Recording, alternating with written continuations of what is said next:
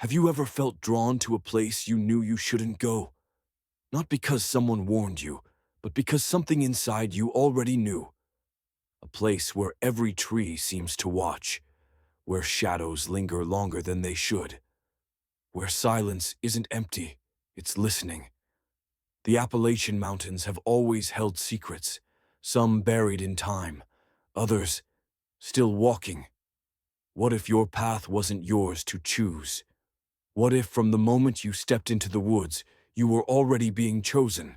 I used to think I'd seen all kinds of wilderness. I've trekked through the blizzard-bitten Rockies, waded waist-deep through Florida swamps, and camped under skies so dark the stars looked like wounds in the heavens. But the Appalachian Mountains, they aren't just wilderness. They're aware. Something in them listens. Have you ever stood in a forest so still, so quiet, that you could feel your own heartbeat thudding against the trees? And yet, you're sure there's another heartbeat, one that isn't yours. Hiding just behind the silence, I set out on a solo trek in mid-October. Perfect weather, falling leaves, the kind of air that smells like endings. I wanted solitude, so I chose an obscure path, far off the popular trails, deeper into the northern spine of the Smokies. No cell signal, no hikers for miles. Just me, my gear, and a forest that hadn't seen firelight in decades. The first day was peaceful. I set up camp near a creek, brewed a tin of coffee, watched the mountains go violet in the dying light. I felt lucky. But sometimes peace is just the forest holding its breath. Around 1 a.m., I woke up to a sound, a sharp scrape, like nylon brushing against metal. I froze, listening. Nothing. Just the wind. I unzipped the tent, scanned with my headlamp, no movement. I convinced myself it was nothing. But the next morning I found something impossible. Right outside my tent, tied taut between two trees, was a strand of thin steel wire about ankle height.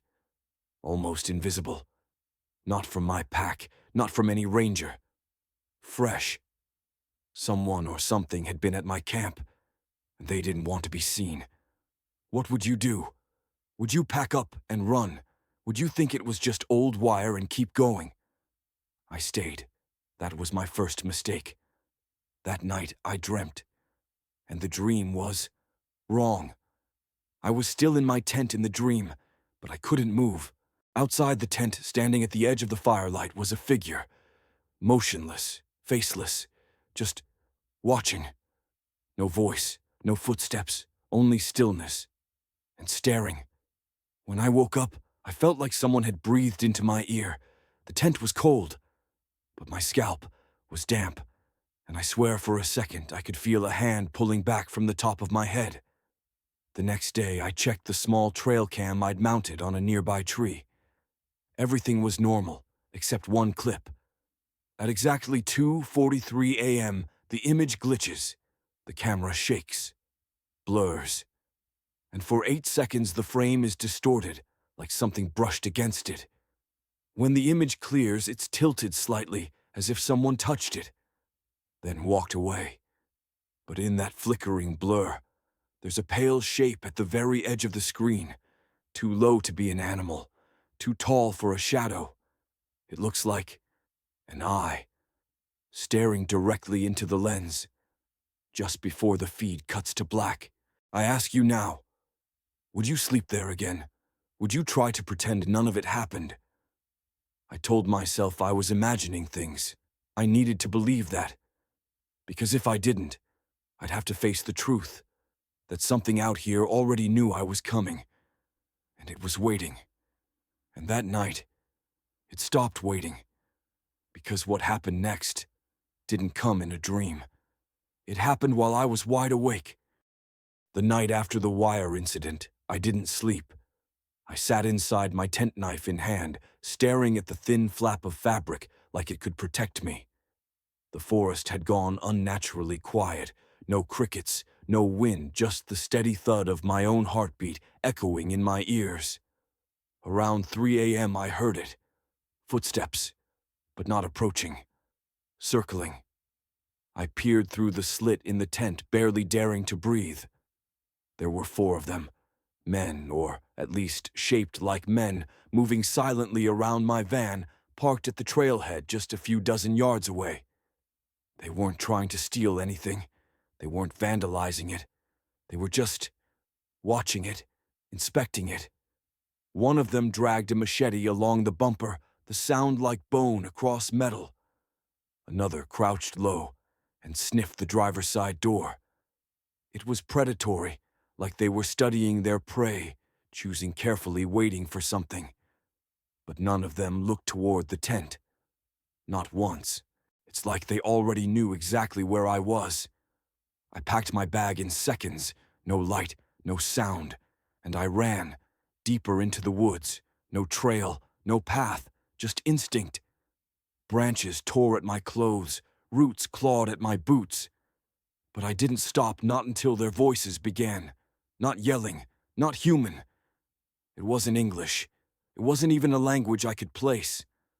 The tones were low, guttural, but warped like a cassette played backwards. Words or sounds stitched together in a rhythm that made my skin crawl.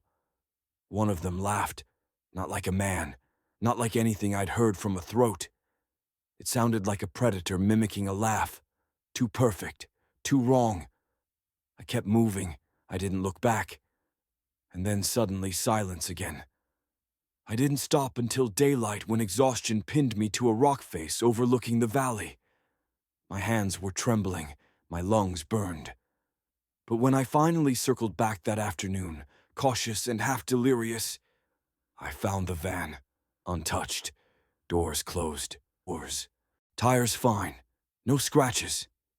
Except there were no footprints, not mine, not theirs, not even the path I took into the trees, just pine needles. Undisturbed, like the forest had erased everything, like they had never been there at all. But I know what I saw, and I know they knew I saw them. And that night was when things stopped pretending to be human. The forest had stopped feeling like wilderness. It now felt watched. We were 4 by then, me, Marcus, Lena, and Jeff. Friends for years, seasoned trekkers, confident in our roots, our instincts.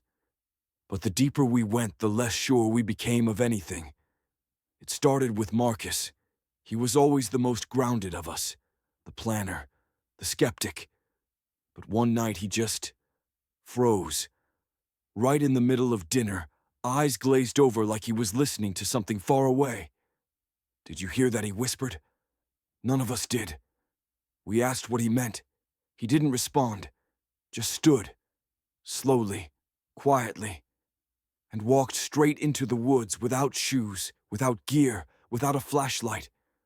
We chased him. It took nearly an hour to find him. He was curled up beneath a moss-covered ridge, breathing hard, pupils blown wide. Clothes torn, bleeding at the elbow. But what terrified us more was the look in his eyes. He didn't recognize us at first. When he finally came to, he screamed, like a man pulled out of drowning. He had no memory of leaving camp, no idea where he'd been. But he kept repeating the same thing. It wanted me to come closer. We thought maybe he'd sleepwalked, had a breakdown, anything. But later, when we went through his phone, we found an audio file that hadn't been there before. No title, no timestamp. Just 30 seconds of static broken by a whisper looping over and over. It wasn't English. It wasn't any language we could name. It was low, reptilian. A voice slithering between syllables, chanting in pulses like a spell or a lure. We played it once. Just once. Marcus screamed and threw the phone into the fire. None of us dared to recover it. Whatever this thing was, it didn't need form. It didn't need eyes or teeth. It only needed a voice. It knew how to whisper through pine needles, how to crawl inside your mind, how to make you walk without knowing why. That night none of us slept, because all of us heard something. Different sounds, different words, but always the same feeling. Something was calling, and we didn't know who would answer next.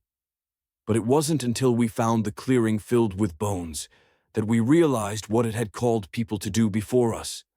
It was our fourth night in the woods. The fire crackled low, casting long shadows that danced at the edges of our campsite. The air was cold, thicker than before, and there was this strange stillness in the trees. That's when I saw them. Eyes. 2 red eyes, low to the ground, not blinking, just watching. At first I thought it was a coyote or maybe a raccoon, but the longer I stared, the more I realized this wasn't an animal. These eyes weren't reflecting the firelight. They were glowing on their own. I raised my flashlight, and that's when it stood up. Tall, easily over 7 feet. Its body looked wrong, not just dark, but absorbing the light like it didn't belong to this world. No fur, no skin, no features, just a towering silhouette. Still, silent. Jeff pulled out the shotgun and fired. The sound shattered the silence. But it didn't scream. It didn't fall. It simply vanished. No thud, no rustle, no tracks in the dirt. Like it was never there to begin with. We didn't wait around. Packed up and moved camp. Found a clearing further downhill just to get away. In the daylight it felt safer.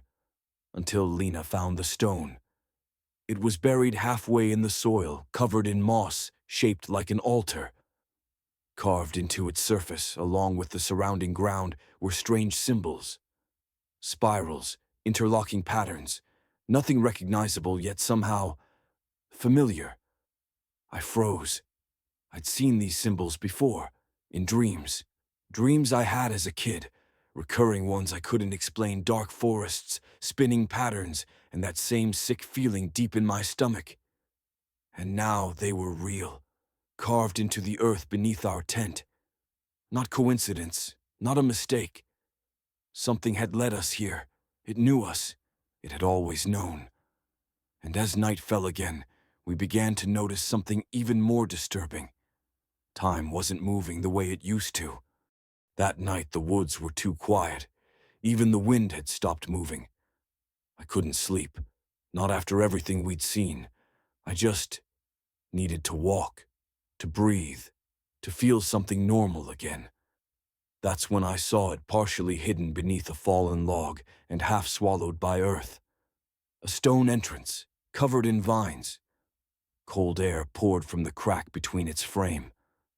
I grabbed my flashlight and pulled the door open.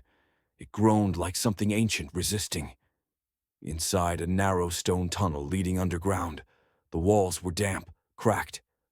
Symbols carved everywhere, same spiral patterns we'd seen near the altar. I followed the tunnel. 10 feet, 20, maybe more. Until I found it. A small chamber, a wooden box. Inside, a journal wrapped in oilcloth. The pages were stained, the ink blurred in places. But the words were still there. Still alive. Day 11. I've stopped counting the sounds. They aren't random. They're calling, whispering in my sleep. Day 15. Saw the eyes again. Closer this time. They know I'm alone. Day 19. I watched them take him. He walked into the woods like it wasn't even his choice. Day 21. I thought I was the last one. But now I know they're choosing someone new. I dropped the book. The walls seemed to close in. The air turned thick. It all made sense. The wire, the dreams, the altar, the red eyes, the strangers in the woods who didn't attack. Just watched. They weren't looking for anyone. They were looking for me. None of this had been random. Not the path I took. Not where we set up camp. Not Marcus hearing the voice. I'd been guided. From the start. They were watching. Waiting. And now I was next. I stumbled back through the tunnel. The wind had returned, only it wasn't wind. It was breathing. All around me.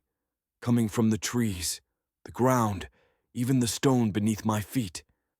When I broke the surface, I knew something had changed. I was no longer lost in the woods. I was inside something else. Something older. Something awake. And I'd been chosen. Dawn came quietly. But something had changed. I could still hear the whispers, only now. They sounded exactly like me. He made it out. At least, that's what people say.